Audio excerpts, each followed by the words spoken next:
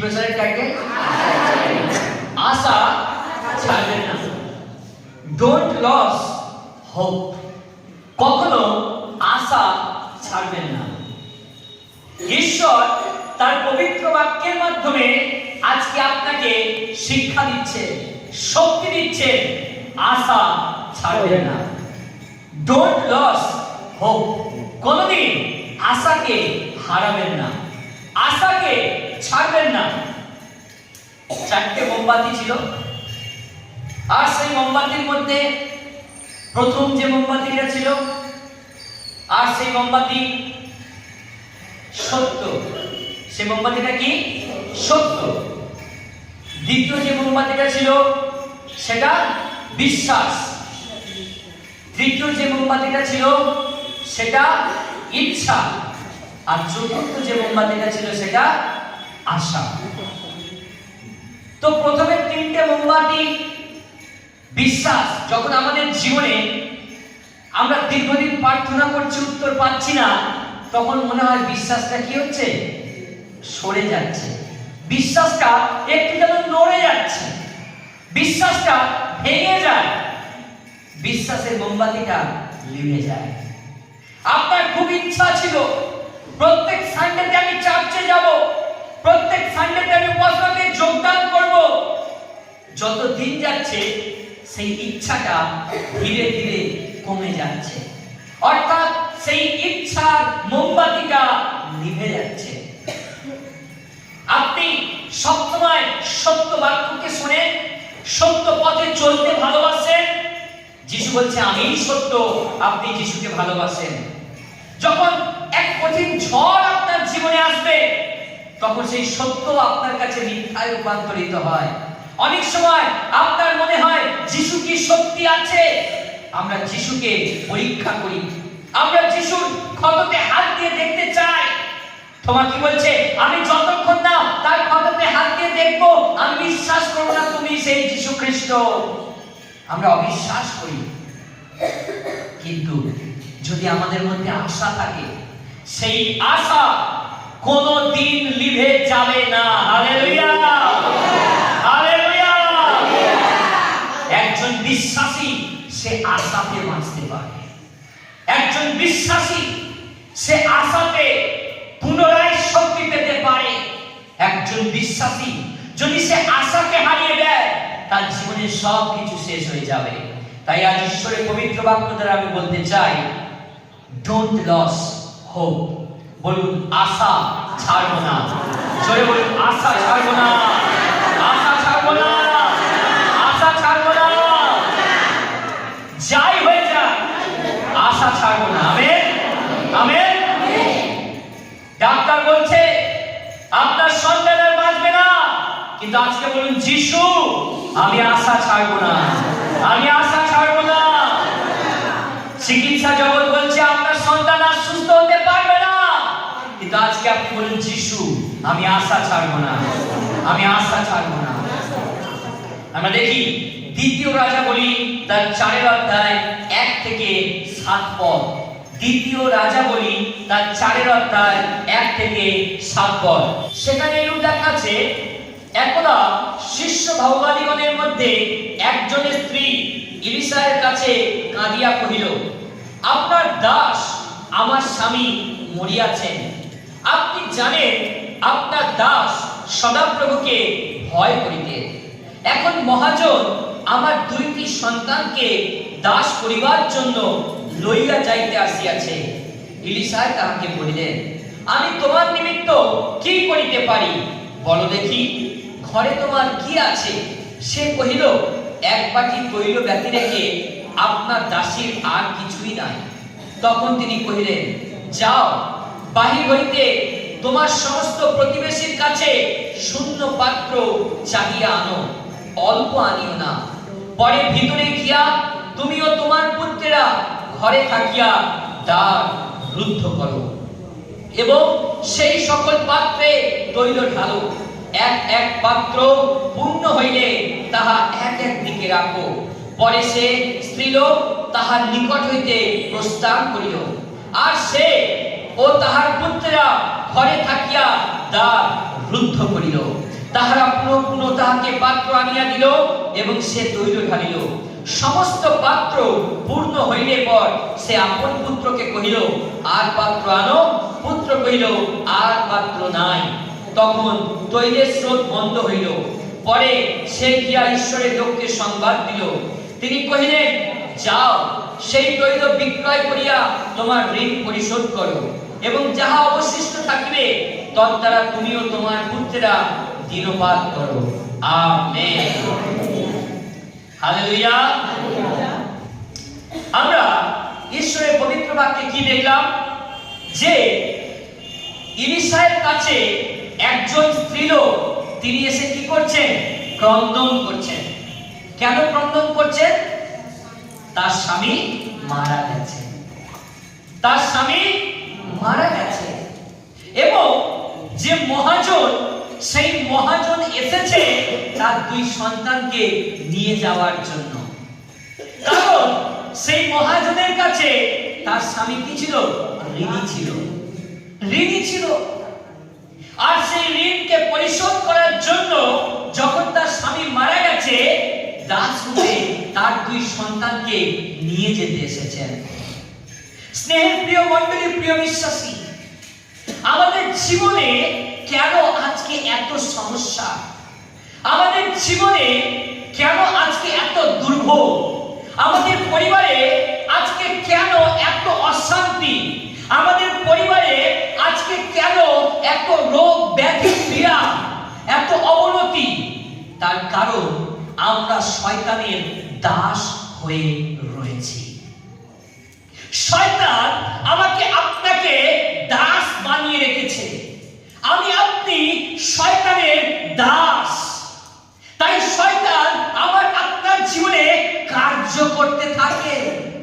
শয়তান আমার আপনার জীবনে কাজ করছে। তার কারণ আমি আপনি শয়তানের দাস হয়ে রয়েছি। আমরা কিভাবে শয়তানের দাস হয়ে যাই? আমরা যখন নেশাভান করি, আমরা তখন শয়তানকে আমাদের জীবনে এন্ট্রি দেই। আমেন। আমরা যখন মিথ্যা কথা বলি, তখন শয়তানকে আমাদের জীবনে কাজ করার সুযোগ করে দেই। কারণ মিথ্যার রাজা হলো শয়তান। আমরা যখন মন্দ পথে চলাফেরা করি, তখন শয়তানকে আমাদের প্রভু করি, আর আমরা শয়তানের দাস হয়ে যাই। আমরা যখন অতিরিক্ত মোবাইল ফোন ইউজ করি, তখন আমরা শয়তানকে আমাদের জীবনে প্রভু বলি, আর আমরা শয়তানের দাস হয়ে যাই। আমরা যখন মন্দ মন্দ আলাপ আলোচনা করি, আমরা তখন শয়তানকে আমাদের জীবনে প্রায়োরিটি দেই, আর আমরা শয়তানের দাস হয়ে যাই। প্রিয় মণ্ডলী, আজ বাক্যের মাধ্যমে আপনি নিজেকে খুঁজে পাবেন। যদি আপনি কোথাও খুঁজে পাচ্ছেন যে আমিও এই রকম কাজের মাধ্যমে শয়তানের দাস হয়ে গেছি, ঈশ্বর আজকে আপনাকে ছুটকারা দেবেন। Hallelujah, hallelujah. আজকে আপনি উপবাসের সঙ্গে এসেছেন প্রভুর কাছে, যেন আপনার জীবনে যে শয়তানের দাসত্ব আজকে ভেঙে যেতে পারে। হালেলুয়া। সেই মহাজন তার দুই পুত্রকে নিয়ে যাওয়ার জন্য এসেছেন।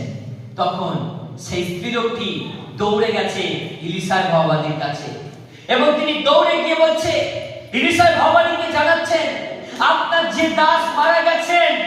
তিনি কি করতেন? সদাপ্রভুকে ভয় করতেন। তিনি সদাপ্রভুকে কি করতেন? ভয় করতেন। সেই স্ত্রীলোকটি সে গিয়ে ইলিশার ভবানীকে বলছেন, আমার যে স্বামী মারা গেছে, আমার স্বামী, তিনি ঈশ্বর সদাপ্রভুকে ভয় করতেন। তার জীবন ছিল ঈশ্বর ভয়শীল। তাই ঈশ্বর সেই ব্যক্তিকে আশীর্বাদ করেছিলেন।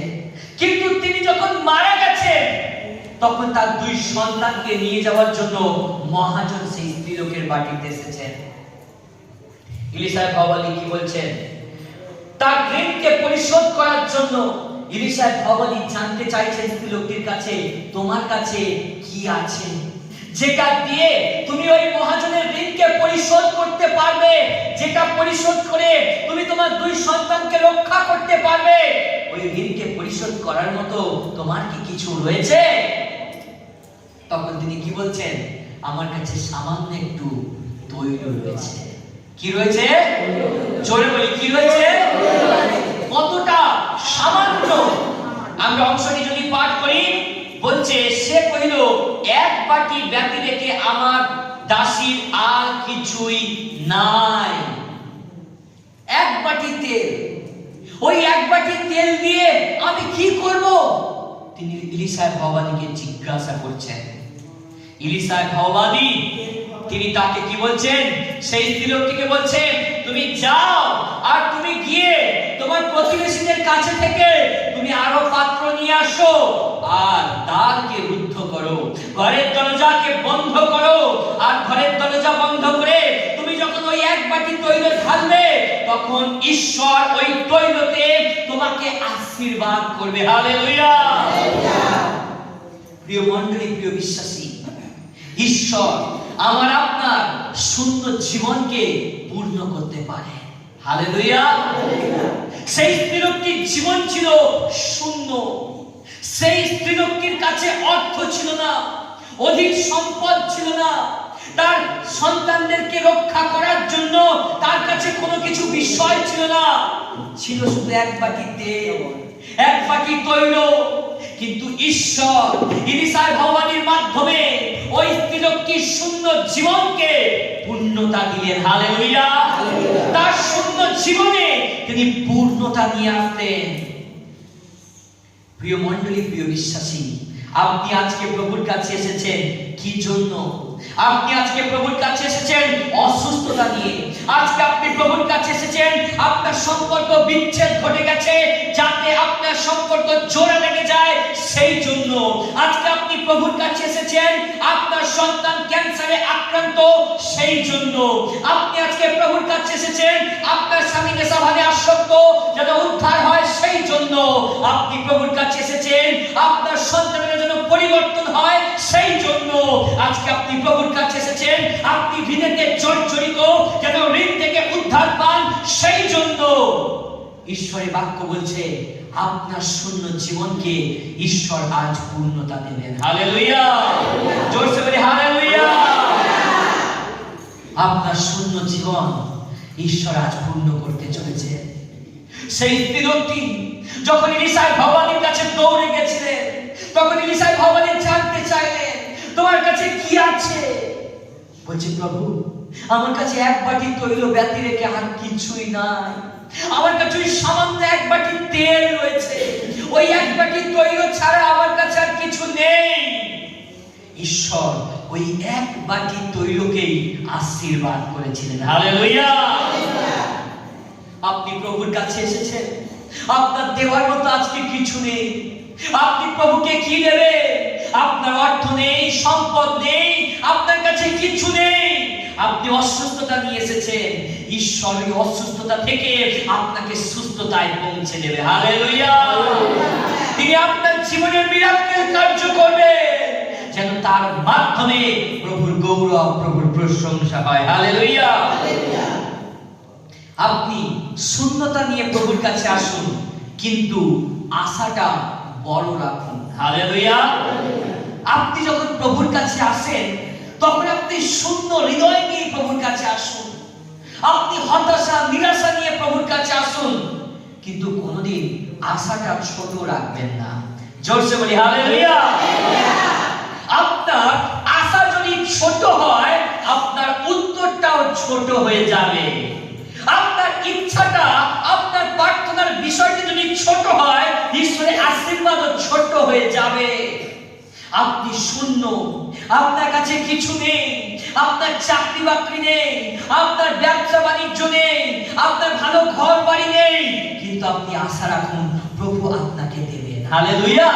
তিনি আপনাকে দেবে, আপনাকে গৃহ দেবে, আপনাকে সুন্দর পরিবার দেবে, আপনার পরিবারের শান্তি দেবে, আপনার অসুস্থতা থেকে আপনাকে সুস্থতায় নিয়ে যাবে।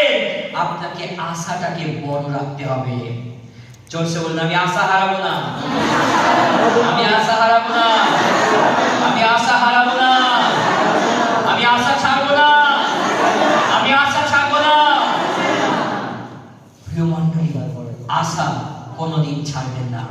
সেই স্ত্রীলোকটি যখন ইলিশা ভবানীর কাছে দৌড়ে গিয়েছিলেন, তিনি কিন্তু হতাশ নিরাশ হয়ে যায়নি, আশা নিয়ে গিয়েছিলেন, ইচ্ছা নিয়ে গিয়েছিলেন। তার অন্তরে একটা আশা আছে, যদি আমি একবার ইলিশায় ভগবানের কাছে পৌঁছাতে পারি, উনি ঈশ্বরের লোক, আমি ঈশ্বরের লোকের কাছে যদি আমি যেতে পারি, তিনি নিশ্চয়ই আমার সন্তানদেরকে রক্ষা করতে পারবে। আমেন। আমরা কেন প্রভুর গৃহে আসি? আমরা কেন প্রভুর গৃহে দৌড়ে আসি? কারণ এখানে আশা আছে। হালেলুয়া। প্রভুর লোকের কাছে আশা আছে, ঈশ্বরের লোকের কাছে আশা আছে। ঈশ্বরের লোক পারে আপনার পরিস্থিতিকে বদলাতে। Hallelujah, hallelujah. সেই স্ত্রীলোকটি দৌড়ে গেছে গুণী ওঝা তান্ত্রিকের কাছে নয়, কিন্তু কার কাছে গিয়েছে?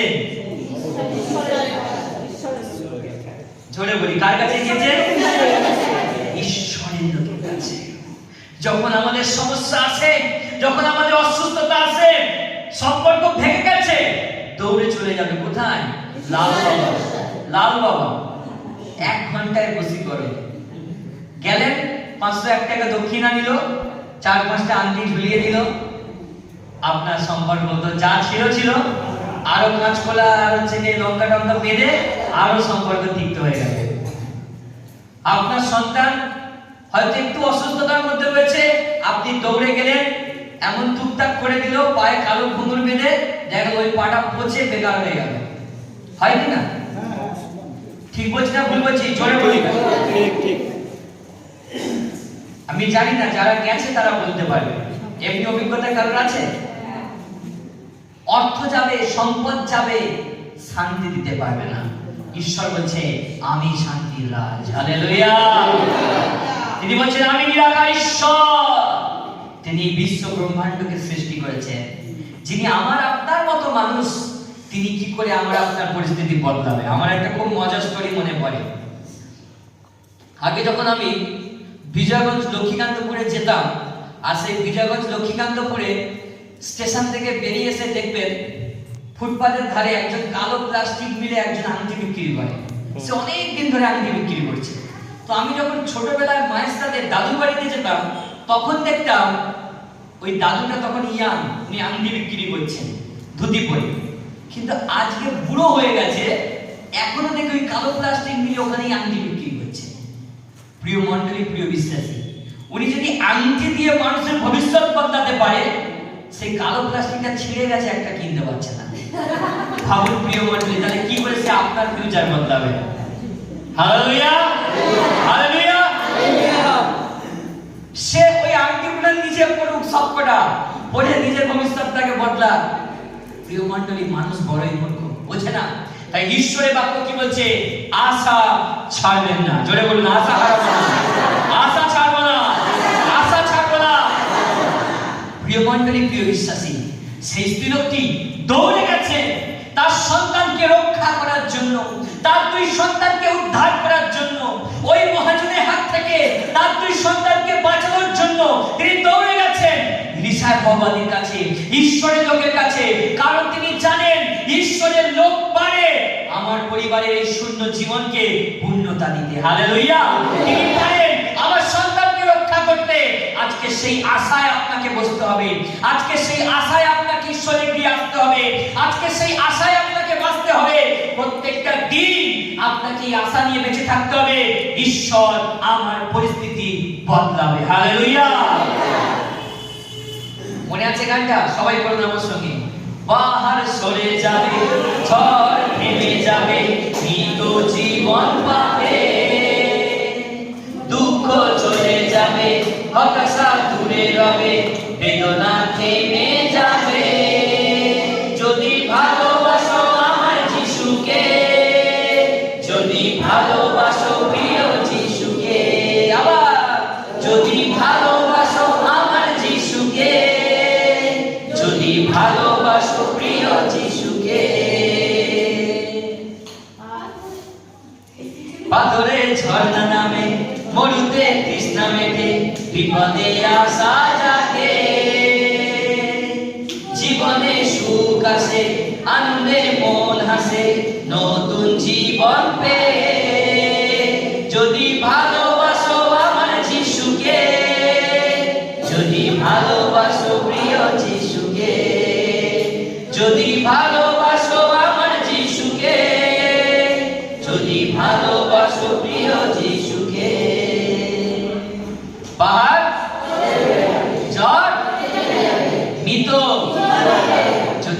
ভালোবাসো, যদি ভালোবাসো। দেখি তারপরের বিষয়, যখন ইলিশার ভগবাদী সেই স্ত্রীলোককে বললেন ওই এক বাটি তৈল নিয়ে তুমি আরো অনেক শূন্য পাত্রগুলোকে কি করো, জোগাড় করো, আরো অনেক শূন্য পাত্র তুমি নিয়ে আসো আর দরজাকে বন্ধ করো। তুমি এবং তোমার পুত্রগণ তোমার ঘরের দরজাকে বন্ধ করো আর ওই এক বাটি তৈল ঢালতে শুরু করো। যখন তারা এক বাটি তৈল ঢালতে শুরু করলেন, তার সন্তানেরা তার প্রতিবেশীদের কাছ থেকে যত শূন্য পাত্র নিয়ে এসেছিল সমস্ত শূন্য পাত্রগুলো তৈলে পরিপূর্ণ হয়েছে। হালেলুয়া। এর অর্থ কি প্রিয় মণ্ডলী? এর অর্থ এটাই, আপনার আশেপাশে যে প্রতিবেশীরা রয়েছে তাদের জীবন শূন্য, তাদের জীবনে কারো জীবনে শান্তি নেই, কারো জীবনে প্রেম নেই, কারো জীবনে আনন্দ নেই, কারো জীবনে সুস্থতা নেই। আমাদের জীবনে শূন্যতা রয়েছে, অর্থ নেই, সম্পদ নেই, সন্তান নেই, আমাদের জীবনে শূন্যতা রয়েছে। যিশু বলছে ওই সমস্ত প্রতিবেশীদেরকে আমার গৃহেতে নিয়ে এসো। হালেলুয়া। তিনি পূর্ণ দিতে চান, তিনি পরিপূর্ণ করতে চান, তিনি ফুলফিল করতে চান। যদি আপনি আপনার প্রতিবেশীদেরকে, যাদের জীবনে দুঃখ কষ্ট হতাশা নিরাশা রয়েছে, তাদেরকে যদি আপনি প্রভুর গৃহে আনেন, প্রভু তাদের জীবনে তৈল দিয়ে পরিপূর্ণ করবেন। হালেলুয়া। পবিত্র আত্মার উপস্থিতিতে ঈশ্বর তাদের জীবনকে ভরে দেবে যদি আপনি শূন্য পাত্রকে নিয়ে আসতে পারেন। বলছে ইলিশা ভগবাদী বলছেন দরজাকে রুদ্ধ করো, বন্ধ করো। যদি মথিলিখিত সুসমাচার আমরা দেখি, সেখানে বলছে তোমরা যখন প্রার্থনা করো তখন তোমরা কেমন ভাবে উপবাস প্রার্থনা করবে? গোপনে। তোমরা যখন উপবাস প্রার্থনা রাখবে, সেই উপবাস প্রার্থনাকে তোমরা রাখবে গোপনে। যিনি গোপনে বর্তমানশীল ঈশ্বর, তিনি গোপনে উত্তর দেবেন। হালেলুয়া। ঈশ্বর তিনি গোপনে কাজ করতে ভালোবাসেন। ঈশ্বর এত বাহবা পেতে চায় না, কিন্তু ঈশ্বর আপনার জীবনে কার্য করেন গোপনে। আপনি যখন গোপনে দরজা বন্ধ করে আপনি যখন প্রার্থনা করবেন, ঈশ্বর গোপনে উত্তর দেবেন। হালেলুয়া। তিনি এক বাটি তৈলকে তিনি ঢালতে শুরু করলেন। তিনি যখন তৈল ঢালছেন, তার দুই সন্তান তার প্রতিবেশীদের কাছ থেকে যত খালি পাত্র ছিল সমস্ত খালি পাত্রগুলোকে তার বাটিতে নিয়ে আসছে। সেই স্ত্রীলোক কি বলছে? আর পাত্র নেই? বলছে মাতা আর কোনো পাত্র নেই। সমস্ত পাত্র তৈলে পূর্ণ হয়ে গেছে। প্রতিবেশীদের কাছে যত খালি পাত্র ছিল সমস্ত খালি পাত্রগুলো ভরে গেছে। এই গ্রামে, এই নগরে আর এমন কোনো খালি পাত্র নেই যেখানে আমরা তৈল রাখতে পারি। হালেলুয়া। ঈশ্বর যখন আপনাকে আশীর্বাদ করবেন প্রিয় মণ্ডলী, সেই আশীর্বাদ তিনি আপনাকে চাপিয়া ঝাঁকিয়া দেবে। ঈশ্বর যখন আপনাকে আশীর্বাদ করবে তখন আপনি সেই আশীর্বাদকে ধরে রাখতে পারবেন না। ঈশ্বর যখন আপনাকে কিছু দেবে আপনি সেটা নিয়ে শেষ করতে পারবেন না। হালেলুয়া।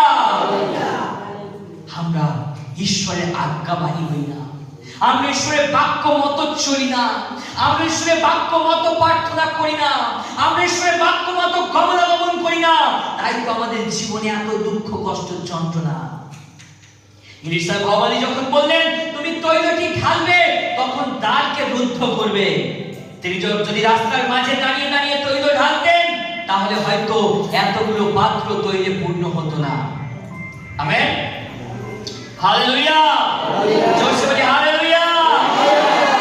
ঈশ্বর বলছে দ্বারকে রুদ্ধ করো। তৈল হলো ঈশ্বরের আশীর্বাদ, তৈল হলো ঈশ্বরের আশীর্বাদ, আর পাত্র হলাম আমরা। বলুন আমরা পাত্র, আমরা পাত্র, আমরা পাত্র। আপনারা পাত্র তো? আপনাদের জীবনে যদি ঈশ্বরের আশীর্বাদ না থাকে, আপনাদের জীবনে যদি ঈশ্বরের তেল না থাকে, আপনাদের জীবনে যদি ঈশ্বরের মাসাজ না থাকে, আপনারা কেমন ভাবে ঈশ্বরের আশীর্বাদকে দেখবেন? ঈশ্বরের অভিষিক্ত তেল প্রয়োজন রয়েছে। হালেলুয়া। যখন আপনি উপবাস করবেন, যখন আপনি উপবাসের সঙ্গে প্রভুর গৃহে আসবেন, তখন ঈশ্বর তৈল দিয়ে আপনাকে অভিষিক্ত করবেন। ঈশ্বর তৈলাভিষিক্ত করে আপনাকে আশীর্বাদ করবেন। ঈশ্বর আপনার পরিস্থিতিকে বদলে দেবেন। ঈশ্বর আপনার সিচুয়েশনকে বদলে দেবেন। ঈশ্বর আপনার অসুস্থতা থেকে সুস্থতায় পৌঁছাবেন যখন আপনি খালি পাত্র নিয়ে আসবেন। আমরা প্রভুর গৃহে আসি ভরা পাত্র নিয়ে। আমি প্রমাণ করে দিচ্ছি আপনাদের পাত্র ভরা আছে। আমরা যখন প্রভুর গৃহে আসি, আমাদের অনেকের পাত্র ভরা থাকে। কিভাবে ভরা থাকে? প্রভুর গৃহে যখন আসি, আমরা আসার আগে চিন্তা করি আজকে গিয়ে কি করব, আজকে গিয়ে কি কি পাবো, আজকে গিয়ে কি খাওয়া দাওয়া হবে, আজকে গিয়ে আমি কখন আমার হিলিং প্রেয়ারটা পাবো। আমি বাবা তাড়াতাড়ি চলে আসতে হবে, কাজকর্ম করলে হবে না। আজকে হয়ে গেলে একটু তাড়াতাড়ি একটা কাজের অজুহাত দিয়ে বেরিয়ে আসতে হবে। আপনাদের হৃদয় ভরে রয়েছে মন্দতাতে। জোরসে বলতে পারি আমেন। আপনাদের হৃদয় ভরে রয়েছে মন্দতাতে। পাঁচটা শুধু দেখে কিন্তু কিছু বলে না। আমি বুঝতে পারি এনাদের হৃদয় ভরে রয়েছে। আপনারা যখন আসবেন মণ্ডলীতে শূন্য হয়ে আসবেন। আজকে আমি প্রভুর কাছে এসেছি প্রভুর কাজ করার জন্য। আজকে আমি প্রভুর কাছে এসেছি প্রভুর আশীর্বাদ পাওয়ার জন্য। আজকে আমি প্রভুর কাছে এসেছি যিশুর জন্য কিছু করতে। আজকে যিশুর কাছে এসেছি যিশুর কাছ থেকে কিছু নিতে। Hallelujah, hallelujah. যিশু আপনাকে দিতে চান, কিন্তু আপনার মনের মধ্যে যে দ্বন্দ্ব চলছে, আপনার মনের মধ্যে যে কুপ্যাস চলছে, আপনার আশীর্বাদের দরজাগুলো বন্ধ হয়ে যায়। হালেলুয়া। যদি আপনার পাত্র খালি না থাকে, আপনার পাত্র শূন্য না থাকে, ঈশ্বর কেমন ভাবে আপনাকে আশীর্বাদ করবেন? আপনি নিয়ে এসেছেন আপনার সন্তান অসুস্থ, আপনি আবার হাতে মাদুলিও করে রেখেছেন, হয় এদিক থেকে সারবে নইলে ওদিক থেকে সারবে।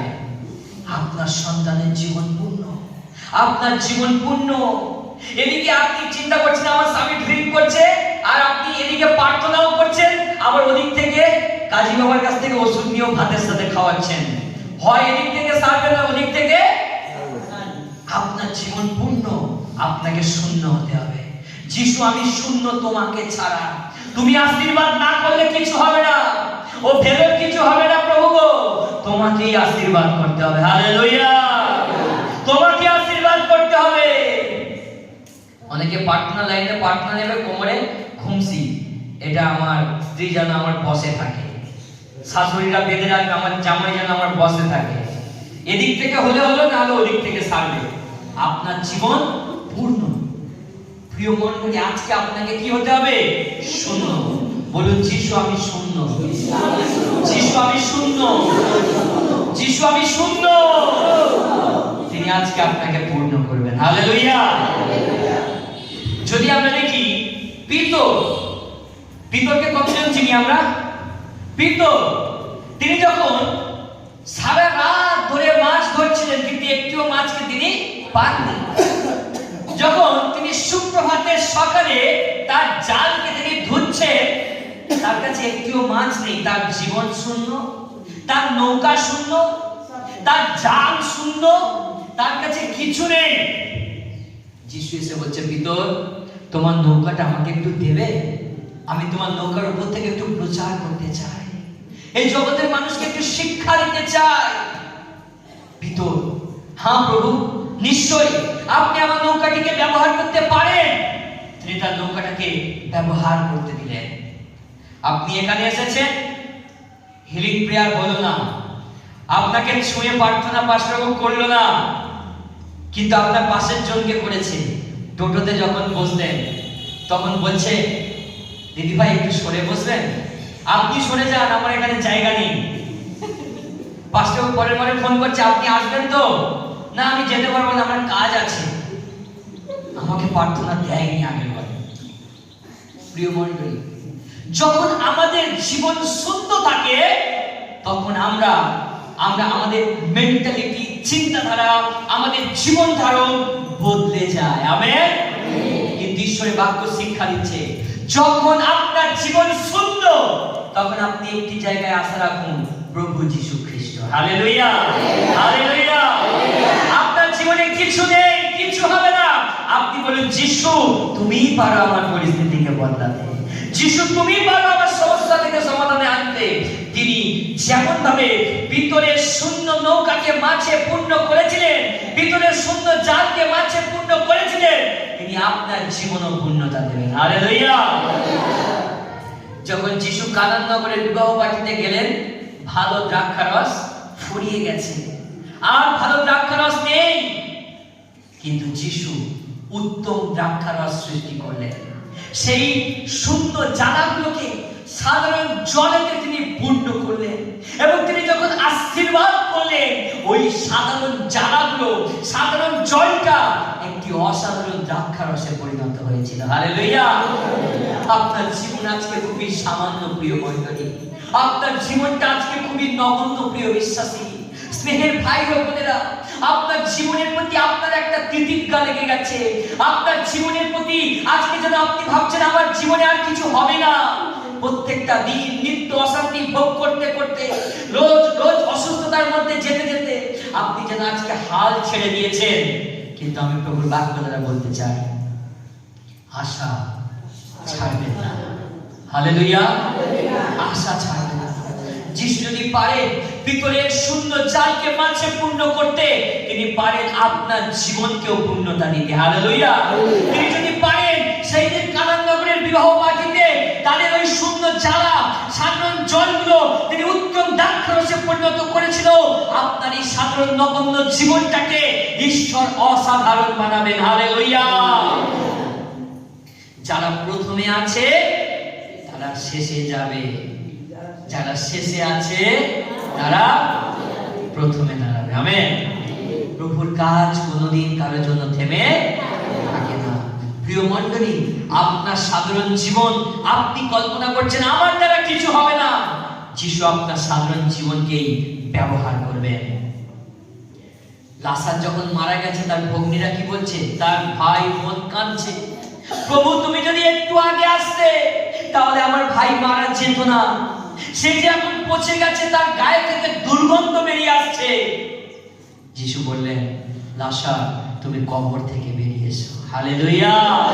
সেই 4 দিনের পচে যাওয়া, গলে যাওয়া লাসার, ঈশ্বর তাকে জীবন দিলেন, যিশু খ্রিস্ট তাকে নতুন জীবন দিলেন। একই ভাবে প্রিয় মণ্ডলী, তিনি পারেন আজকে আপনাকে নতুন জীবন দিতে, তিনি পারেন আপনার পরিস্থিতিকে বদলাতে, তিনি পারেন আপনাকে অসুস্থ থেকে সুস্থতায় নিয়ে যেতে। ঈশ্বর তার পবিত্র বাক্যে আপনাদের প্রত্যেকজনকে আশীর্বাদ করুন।